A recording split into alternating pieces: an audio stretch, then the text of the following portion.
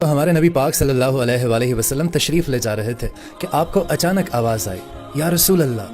तो आपने इधर उधर देखा तो आपको कोई नज़र नहीं आया। आपको फिर आवाज़ आई, या रसूल अल्लाह।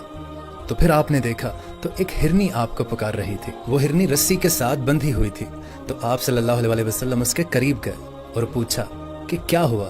तो हिरनी बोली, या रसूल अल्लाह, आपके कुछ साथी मुझे पकड़ लाए हैं। या रसूल अल्लाह, मेरे छोटे छोटे बच्चे हैं, वो भूख से तड़प रहे होंगे, आप मुझे छोड़ दें, मैं उनको दूध पिलाकर वापस आ जाती हूँ। अब वो पराई चीज़ है। तो आप सल्लल्लाहु अलैहि वसल्लम ने फरमाया कि अगर तुम वापस ना आई तो फिर।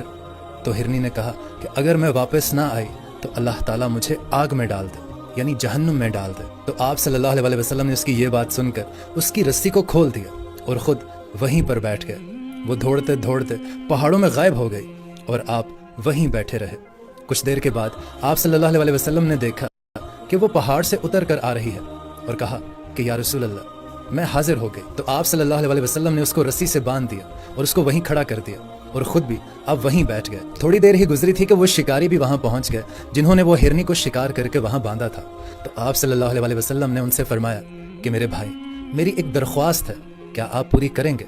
तो शिकारी बोले कि क्यों नहीं या रसूल अल्लाह, आप इरशाद फरमाइए। तो नबी पाक ने इरशाद फरमाया कि क्या आप मुझे ये हिरन हदिया कर सकते हैं? तो शिकारी बोले कि या रसूल अल्लाह, सब कुछ ही आपका है। आपने फरमाया कि नहीं, बस मुझे ये हिरन हदिया कर दो। तो शिकारी इस पर राजी हो गए। तो आप सल्लल्लाहु अलैहि वसल्लम ने उस हिरन की रस्सी को खोल दिया और कहा कि जा बेटी, अपने बच्चों के पास जा। तो उस हिरन ने इस तरह आपके सामने सर झुकाया और आपका शुक्रिया अदा किया। थोड़ी देर आगे गई तो फिर पीछे मुड़कर देखी और जब तक वो नज़रों से ओझल नहीं हो गई, वो मुड़ मुड़ कर हमारे नबी पाक सल्लल्लाहु अलैहि वसल्लम को देखती रही। सुभान अल्लाह,